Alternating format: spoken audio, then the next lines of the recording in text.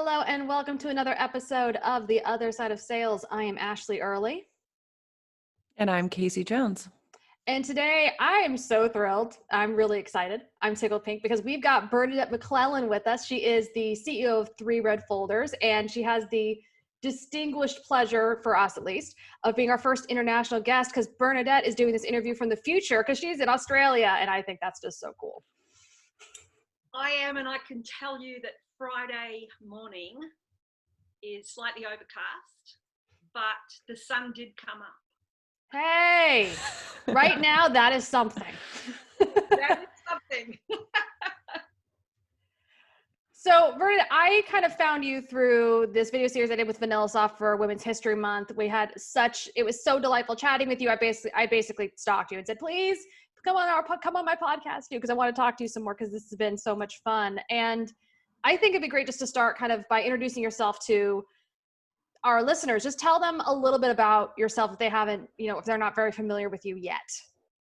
So look, great to be here, girls, and thanks for asking me to come on. I think there are so many people just listening and watching. So I think what you're doing is awesome.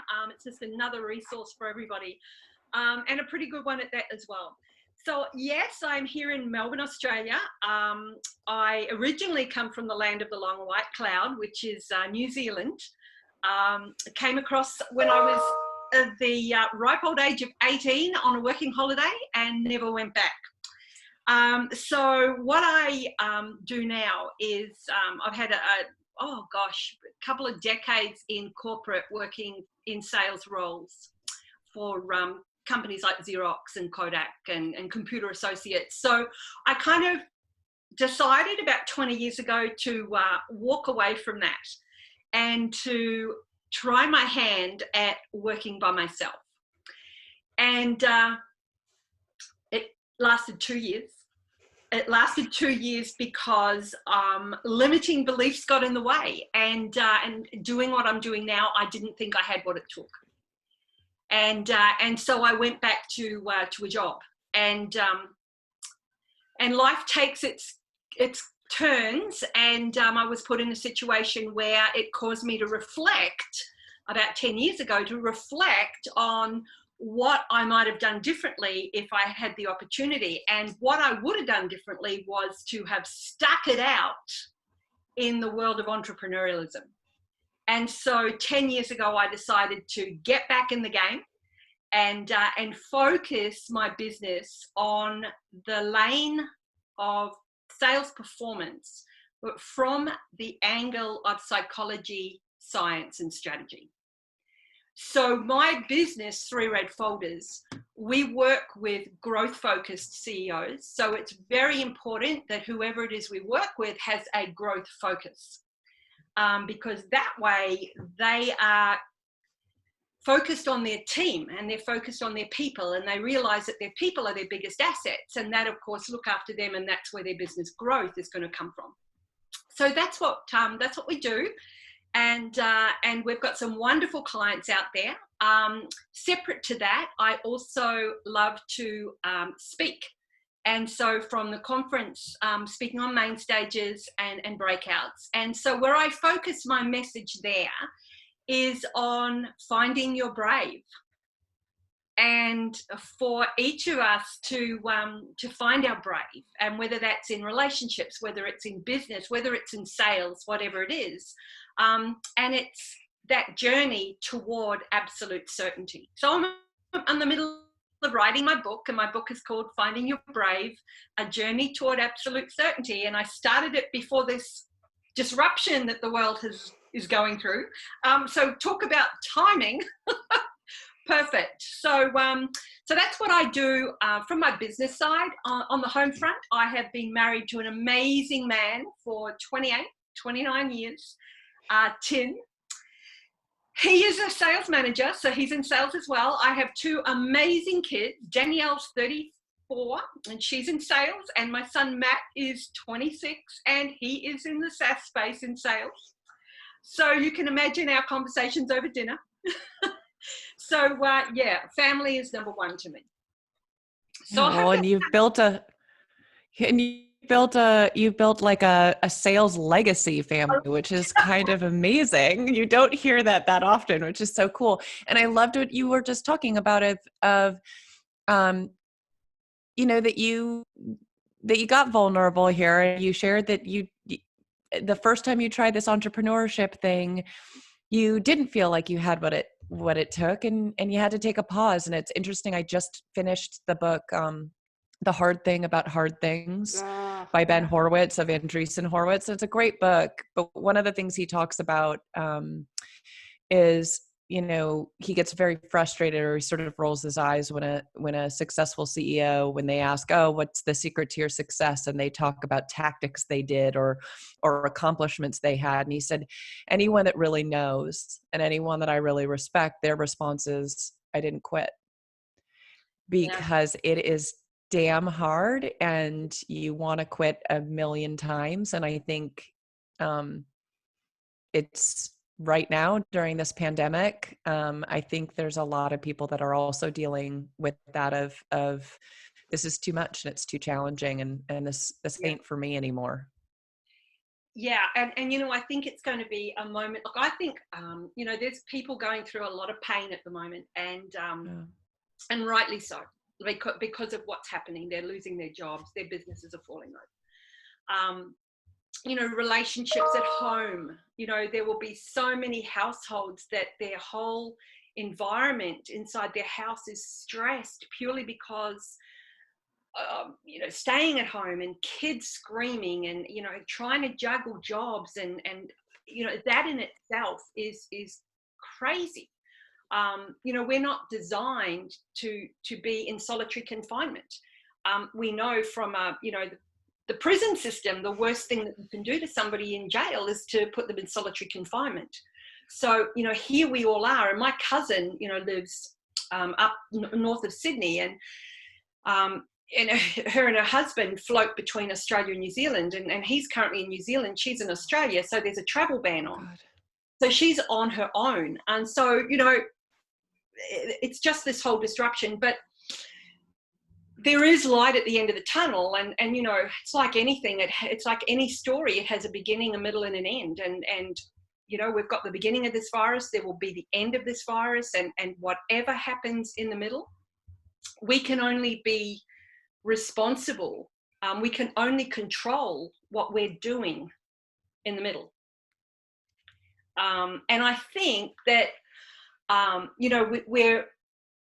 we hear the cliche, and many of us know what it means. Some people, don't listen to it, but being present. We can't worry about the future, because we can't even think about the future, because at the moment, there kind of is no future, because it's just been thrown up in the air and wherever the cards land. And we're kind of not even worried about what stuff happened to us in the past. So we really are all totally present at the moment. Are either of you familiar with the idea of Schrodinger's cat? Of what? Schrodinger's cat. No. Okay, so this is super nerdy, but it's a theoretical physics problem postulated by this. I think it was 18th century physicist, and it's this idea that he takes a cat, and this is morbid, but stick with me. You take a cat, you stick the cat in the box with a thing of arsenic, basically, and with the intent that the cat may or may not eat the arsenic and then you close the lid on the box. Until you open the lid on the box, the cat is both alive and dead at the same time, because you don't know. So once you open the lid, those two possibilities become observed, and one of them, that becomes the reality. And I've heard some people lately joking about how this virus is Schrodinger's virus.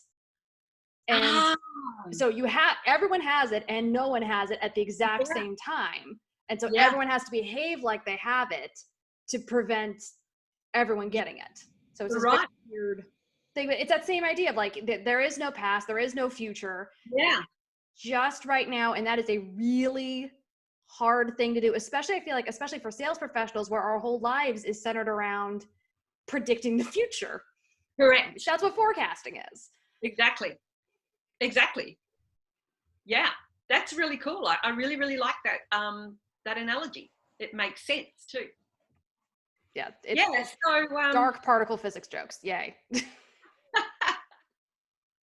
So yeah, I guess, you know, it is. I mean, once again, there's so many different ways you can go down. I mean, you can say be positive. The sun's always going to shine, you know, shine and come up the next day, and you know, this too shall pass. So you know, there's that way of thinking for people that can think that way and that can process what's happening in their lives that way. But the reality is, there are also people who are losing their homes, who are losing the basic security of Maslow's hierarchy, you know, and once the basics, our security and our certainty and our predictability is removed, you know, the body takes over, cortisol just shoots through. So, you know, saying this too shall pass is not going to literally help those people get through. Yeah. So I'm curious, I appreciate you saying that, because I think it's one of the things I'm seeing is that salespeople love to be positive, right? We love to stay positive. This is how we deal with the cognitive dissonance of not caring about all the rejection we get and still giving every single deal our all, like at the same time, right? But I also recognize that sometimes this need to kind of stay positive can come across a little tone deaf. So I appreciate you saying that. And I'm curious, for those of us that we're not worried about that kind of fundamental layer of Maslow's hierarchy of need, right? We maybe we still have a job, or we've got enough in savings, or we're going to be okay kind of financially and with some of the basics. What is your advice, or what are some of the ways that you're thinking about your business and your customers and everything else in terms of getting through this period? And one, you know, keeping kind of your sanity and your spirits up, but also thinking about how over the next couple of months, I don't know, you can lay the groundwork maybe for positive things in the future. Good question. So what I've done and what I'm doing, and I'm like, you know, yes, I run my own business, but I'm a salesperson. And, you know, I get my business through prospecting, whether it's, you know, referrals or speaking or whatever it may be. I'm still a salesperson. I still have a pipeline. My pipeline has been pushed out completely. Just like probably everybody else's. So what I'm doing is my priority is my existing clients and the people who are on my books. And so I've gone to them a couple of weeks ago and kind of wrapped my arms around them and said, hey, let me help you by gifting you some training for the troops while they're at home. Now, the reason I'm doing that is solely to help them and to, you know, revisit some of the learnings that they had in the past and introduce some new ones. It's also for me to keep front of mind, so that when the fog does lift, I'm seen as an extension to their business. Now, half of them have taken me up on that. The other half a couple haven't. And that's got nothing to do with the value that I provide. It's because of where they are at their business at the moment. So the timing is not right for that. So secondly is then, okay, prospects. My prospects, to keep them in the loop. So there's an approach where you've got to be empathetic, yes, but you've also got to be realistic. And you've also, it's almost, I'm actually just thinking off the top of my head here, it's almost like the acronym SMART goal. There's got to be a time. So what I'm doing is I'm going and I'm reaching out and I'm saying, look, you know what? I don't know where you sit. A couple of my clients, they are at a point in time where they can't do anything. So it's a great opportunity for them to revisit some of the strategic things that they could be doing so that when the fog lifts, they're ready to go. Others don't want to see me at all. So whereabouts do you fit? So it's really just a question that is qualitative, that allows me to qualify rather where they are and what I can do moving forward to help them. Outside of that, I'm using this time to build an online course that can augment my face-to-face. So I'm not going to be looking at the laptop lifestyle of lying on some romantic beach and hoping the millions come in, because that doesn't happen. I'm actually looking at building something out. I am in the middle of building something out so that when I do go back to market, or even prior, there may be something that I do that's a pilot program for my clients, so that I'm conscious of their cash flow as well. So just thinking outside the square, but also coming from the space of two things. One is serving them and making sure that I look after them. But the other one is also staying commercial, because we can gift till the cows come home, but we're also running businesses as well. And there's also that value exchange, but the timing has got to be right. So it's juggling that. No, and you're spot on with the timing thing. And I was having a conversation with the CEO about this the other day, one of my clients, that, you know, kind of the difference between outbounding and inbounding, where when you're outbounding, sales is all about, I always joke, it's hitting the right person with the right message at the right time. When you're outbounding, you can control two of those things. You cannot control timing. If the timing's wrong, the timing is just wrong. And right now, if the timing is wrong, that's something you can talk your way out of. Any other time, I feel like maybe you can talk yourself into it. Yeah. Right now, if the timing's wrong, you can't touch it. And I think that, I think from an emotional intelligence perspective, you know, it's not even so much empathy. I think it's emotional intelligence. And it's like, hey, read the writing on the wall. You know, read between the lines here. You know, if you as a salesperson feel in your gut that call is the wrong call to make, don't make the call. Yeah. And it comes back to intuition. And intuition is a huge part of decision making, but we tend to, in the business world, we tend to negate it because it's not logical, rational, you know, left brain. It doesn't show up in Salesforce. Numbers driven, correct.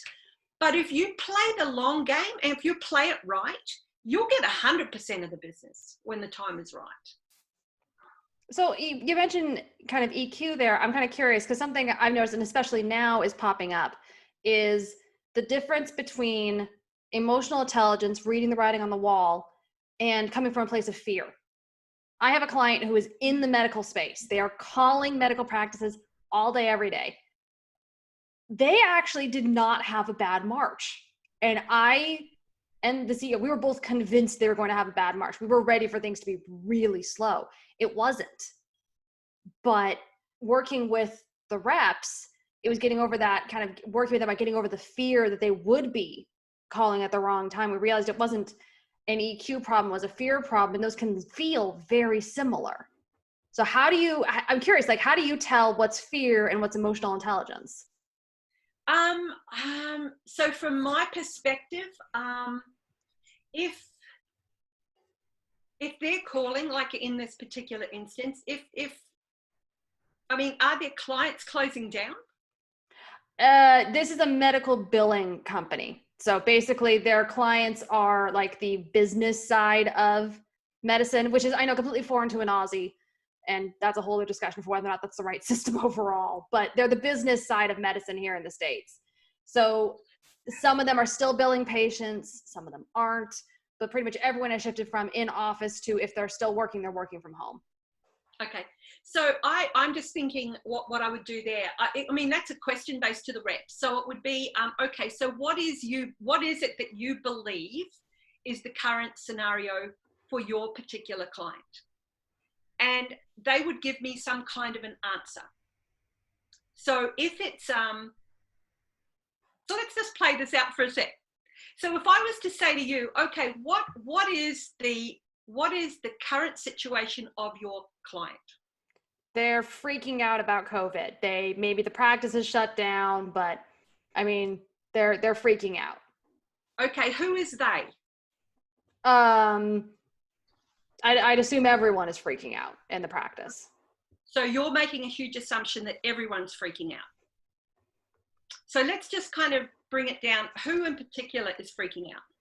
I would imagine the doctor's freaking out because the doctor doesn't want to get sick and scare their family, but we don't talk to the doctor very much. I assume the chief financial officer or someone like that is freaking out because they don't know, like maybe it's a plastic surgery practice and all non-elective surgeries have been canceled for who knows how long. So they're not going to have any revenue for a few months.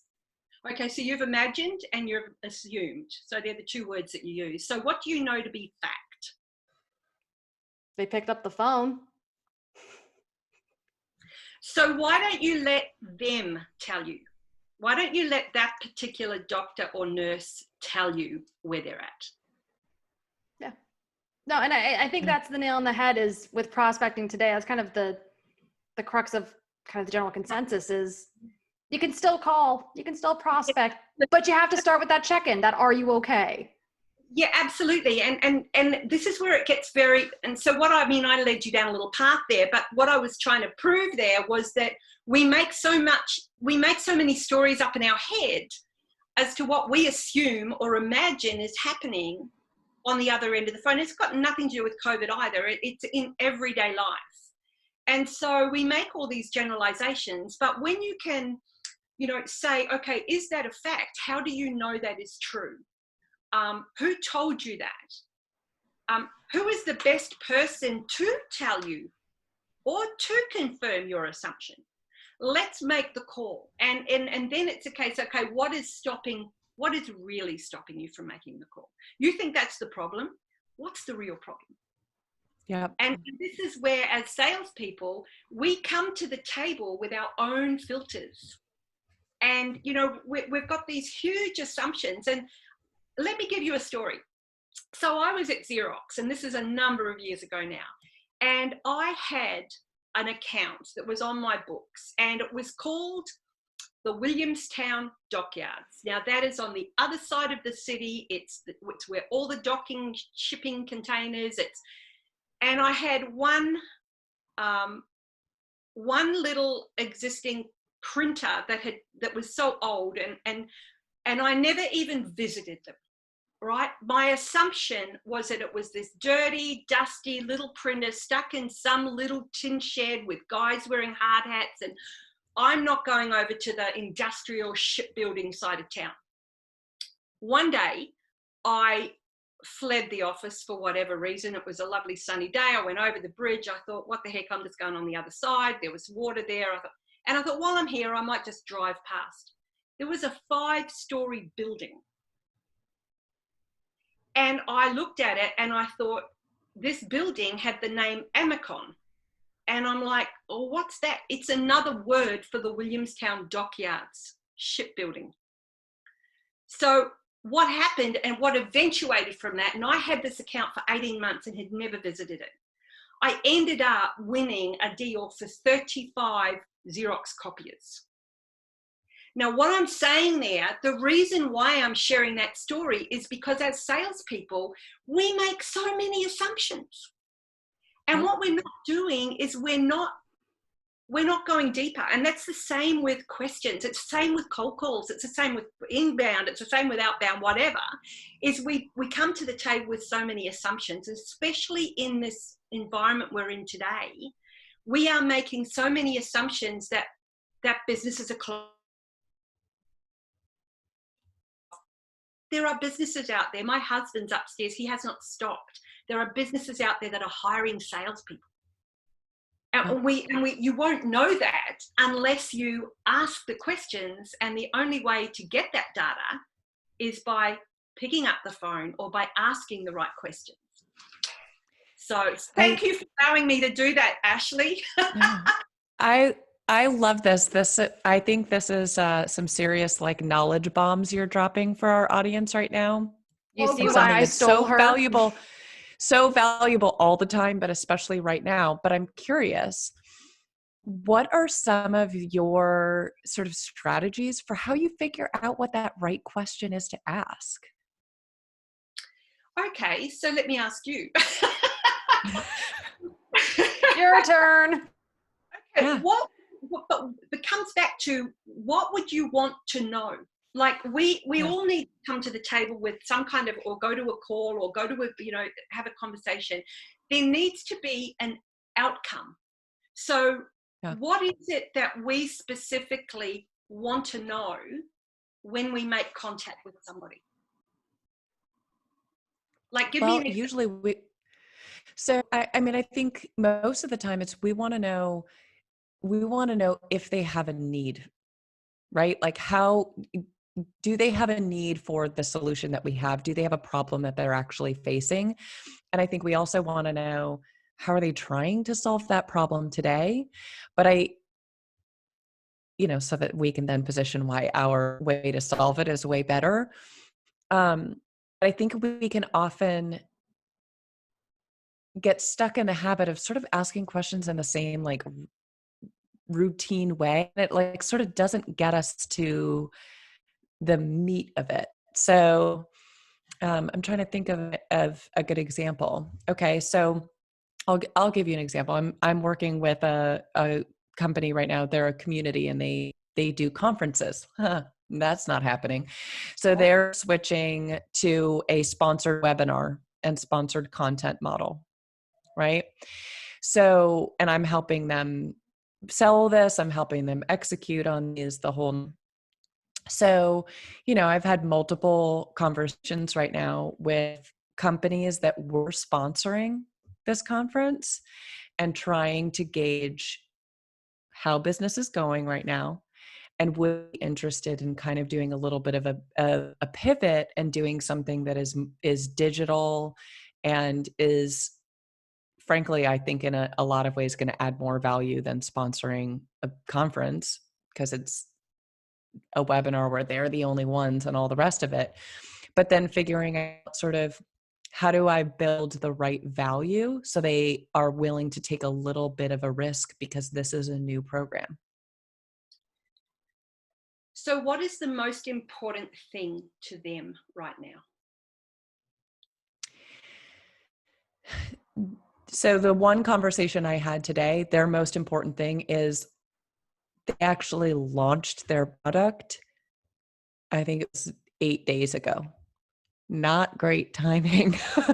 And they had been planning having a conference was actually going to be today. And they had been planning having this like big sort of launch announcement and this kind of, I don't know, hurrah around their brand new product.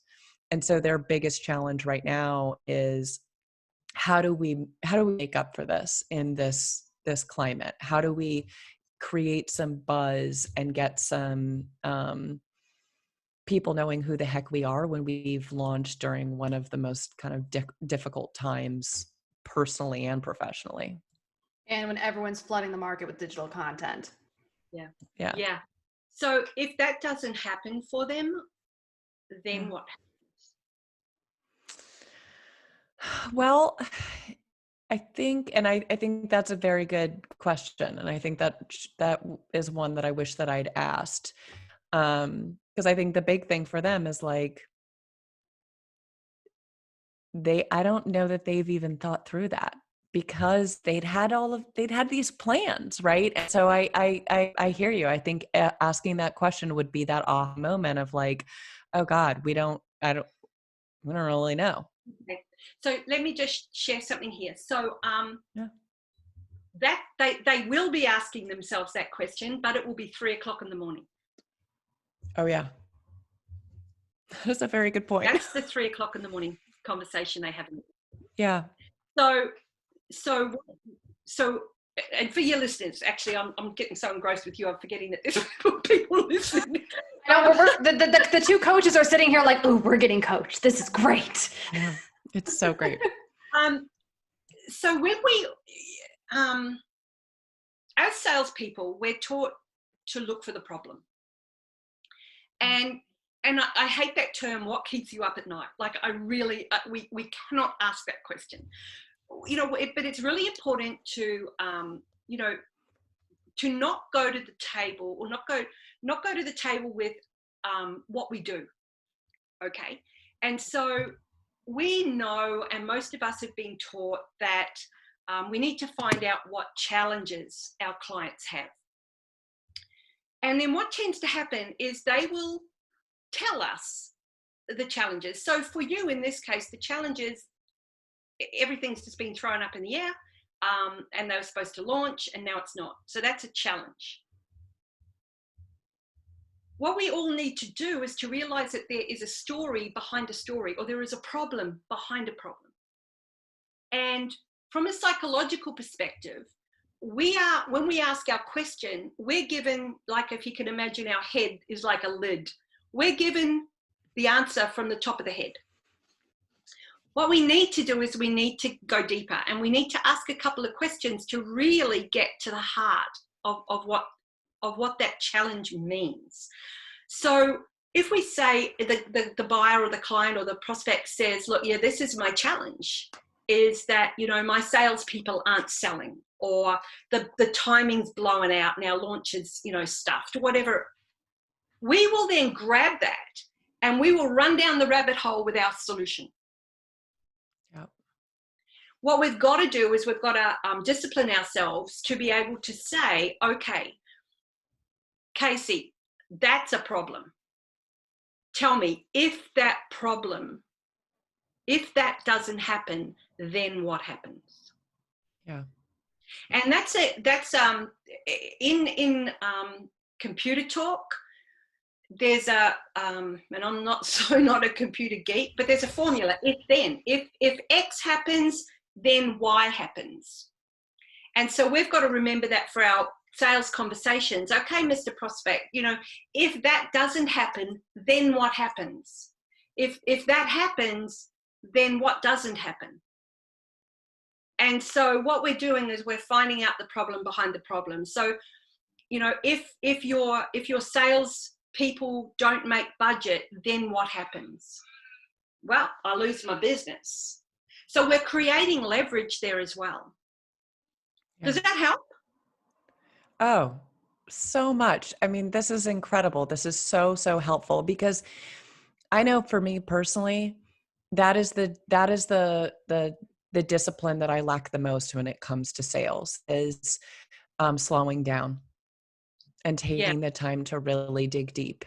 And sometimes it's fine and it all works out anyway, but oftentimes it doesn't. And I think right now we are in a period where there's a lot of fear and there's a lot of hesitation, that taking the time to really go deeper is the thing that's going to make the difference. So I freaking love this. This is one of the most helpful conversations I've had in a while. So thank you.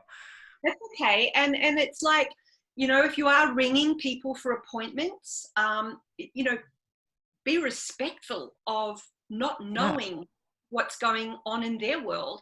And, you know, look, if this isn't the right time, then would you mind if I called you back in 3 weeks' time, just to pick up the conversation, see how you're going, and you're going to get a positive response. And so the thing is, you're advancing your relationship, and you're also advancing any potential sale. Nothing may happen, but if something is going to happen, you're at least advancing it and keeping those lines of communication open. And that's all we can do today.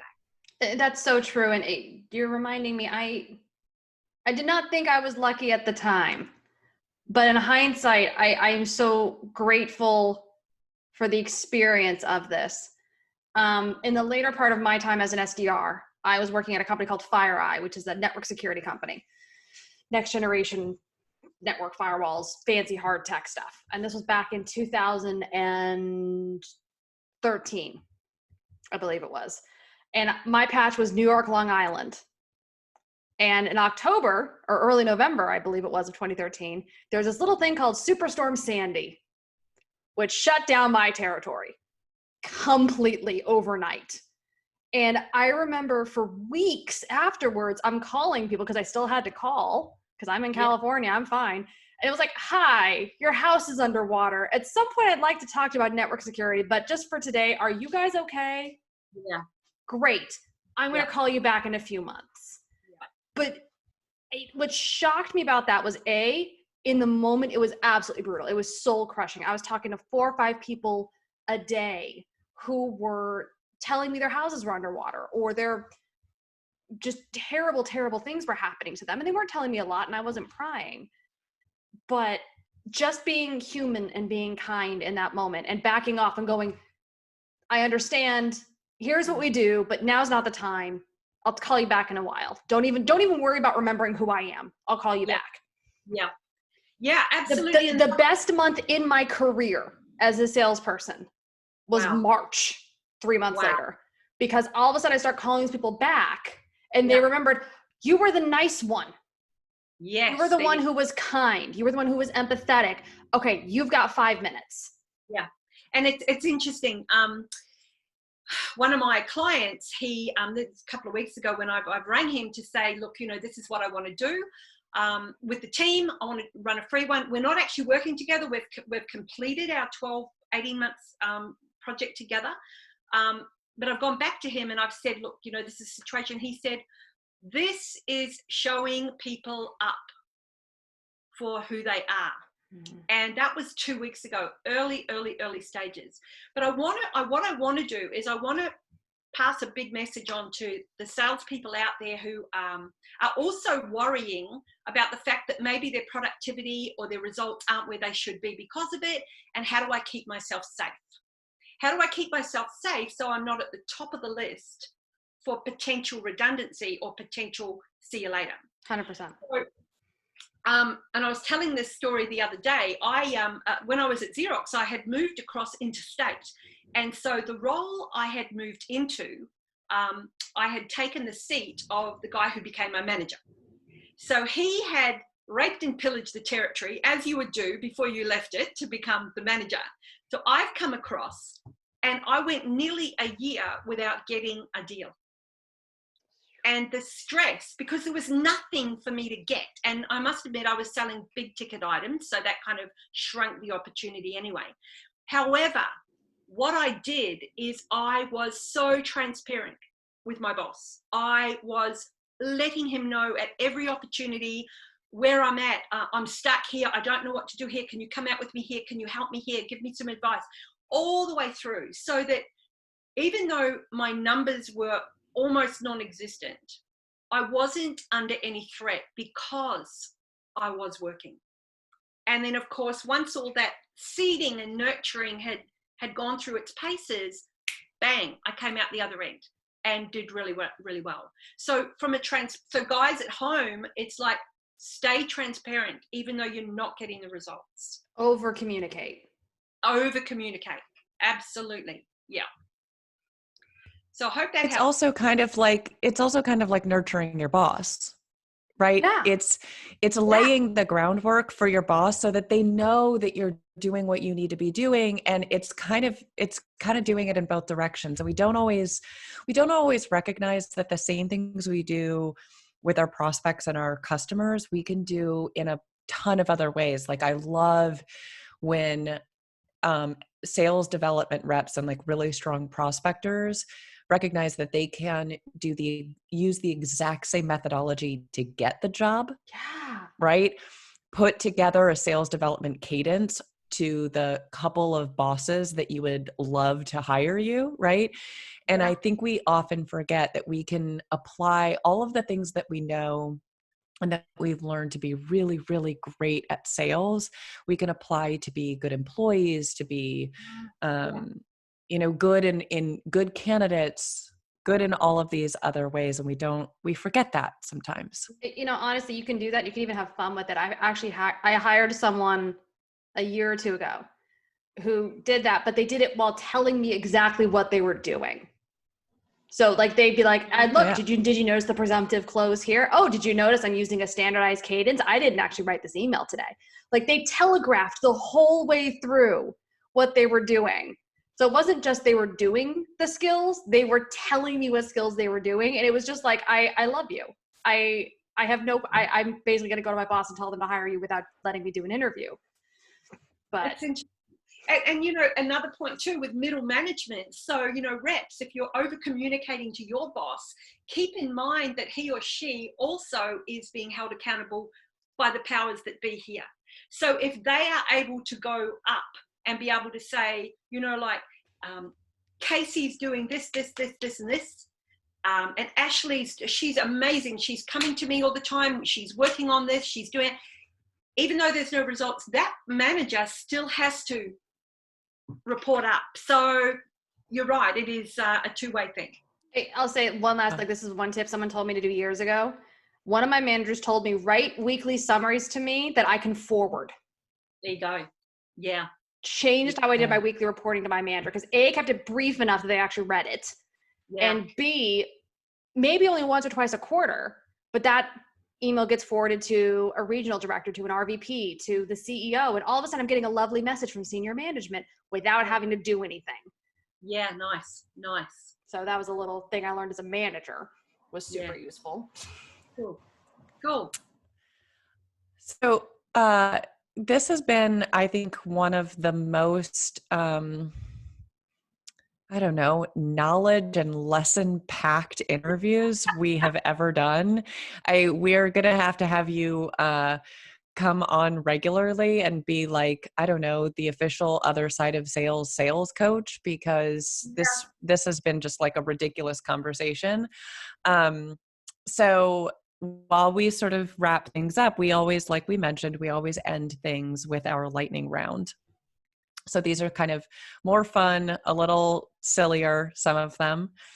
So to start things off, and because it is morning your time, this is appropriate. What's your morning routine?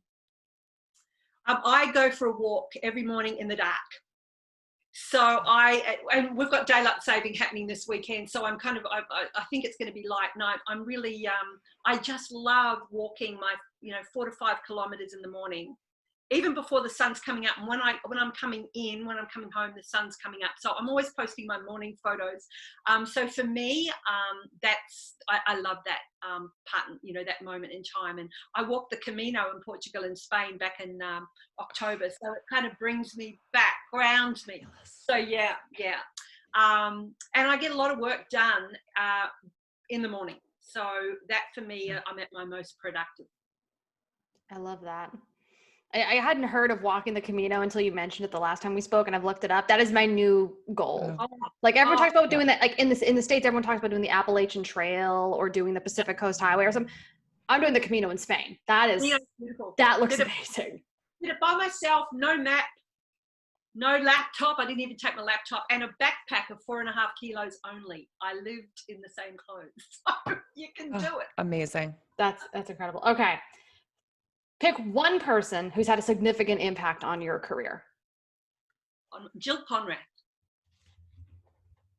Yep. I think she's incredible. Yeah. We met online 20 years ago, and I came back into doing what I'm doing after 10 years ago, and I thought, what was the name of that woman? Wonder what her name was. I can't remember the name. Jill somebody. Wonder what she's doing now. Boom. Anyway, that's how I messaged her, and she said, come on over to Boston and join the Women's Sales Pros. And that was, I've been coming over to America every year to hang out with my girls for nearly 10 years. Oh, that's incredible. That is something Kasey and I are going to start crashing, just so we're clear. Yeah. That's a thing. We are crashing. We will see you next time. Okay. Now, what's your pump up song? Oh goodness me. There's a number. Oh God, caught me on the hop. I know We Are the Champions is one. Hells yeah. There's another. Well, you've caught me on. When it comes to music, I just sing along. You can sing it. We'll sing along. Yeah, you can sing it. Oh. Or let us know and we'll add it. I'll add it. All right. I'll let you. get the name of it because it does. It gets me. This Girl Is on Fire is another one. Oh yeah. So there's That's a few. great song. Yeah. Yeah. All right. What's one thing you wish you'd learned earlier?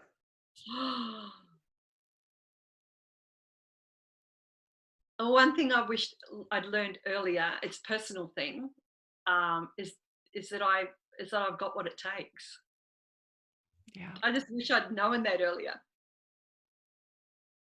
Yeah, we often have to learn that one the hard way, don't we? Yeah. Outside of that, that came to the front of mind is drama. I wished I'd learned drama. I'm doing improv, and so yeah. You're talking to a couple theater nerds. This is our language. Yeah. Totally. Okay, so what's your favorite sales book? Other than the 5 that you have written, which we will, of course, include in the show notes. And Jill Conrath's. Yeah, my favorite one is actually To Sell As Human, and I've got that up on the there. Dan Pink. I just reread that. So good. Yeah, so good. Yeah, I do. I reference him sometimes. So yeah, that resonated with me. That and there's another book called The One Thing by Gary Keller. Love that. Yeah, that's cool. That one is particularly good for anybody who is a founder or entrepreneur, I think. Definitely. Yeah. All right. What's one way that someone could have been a better ally to you? One way someone could have been a better ally. Oh, that's a tough one. What's one way someone could have been a better ally to me? Oh man, I don't know what angle to come from on that one. Whatever comes to mind first. Yeah, could have listened to me. Could have given me some time and listened a little better, a little deeper. Yeah. Okay. So what's one way that you work to be a good ally to others? Listening better. I'm constantly catching myself with that. Constantly catching myself. So with some of these questions, I was so ready to jump in. I'm almost like biting my inside of my lips. Just shut up, Bernadette. Just listen. So I'm conscious of that.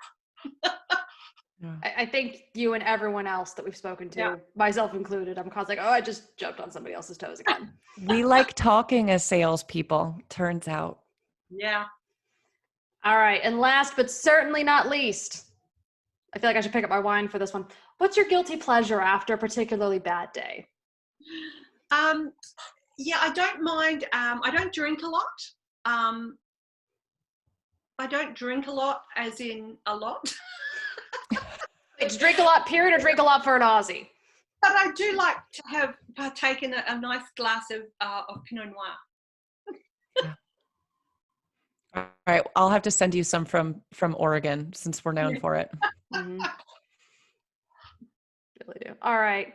That is all that we've got, Bernadette. Thank you so much for doing this. This really has been Thank you. Absolutely delightful and energizing and just fabulous, and would love to have you back on soon. Yeah, packed with info. Yeah. It was amazing. More than happy to share. More than happy to share. Yeah. I really appreciate it. And thank you, listeners, for tuning in. Hopefully you got as much out of this as we did.